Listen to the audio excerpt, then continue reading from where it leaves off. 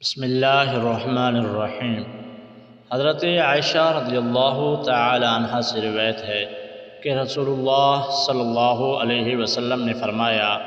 10 چیزیں فطرت انسانیہ کا تقاضا ہیں: مونچھیں کاٹنا، ناخن تراشنا، انگلیوں کے جوڑوں اور پوروں کو اچھی طرح دھونا، داڑھی پوری رکھنا، مسواک کرنا، ناک میں پانی چڑھانا اور ناک کی صفائی کرنا، بغلوں کے بال اکھیڑنا، شرمگاہ کے بال مونڈنا، پانی کے ساتھ استنجا کرنا۔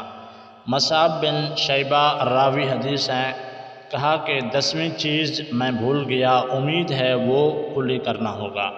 حضرت علی رضی اللہ تعالیٰ عنہ نے فرمایا کہ رسول اللہ صلی اللہ علیہ وسلم نے سونا اپنے دائیں ہاتھ میں پکڑا اور ریشم بائیں ہاتھ میں، اور فرمایا بے شک یہ دونوں میری امت کے مردوں پر حرام ہیں۔ حضرت علی رضی اللہ تعالیٰ عنہ سے روایت ہے، انہوں نے فرمایا رسول اللہ صلی اللہ علیہ وسلم نے مجھے 4 چیزوں سے منع فرمایا: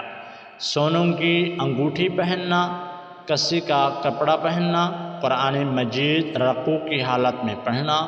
اور معصفر قسم سے رنگا ہوا کپڑا پہننا۔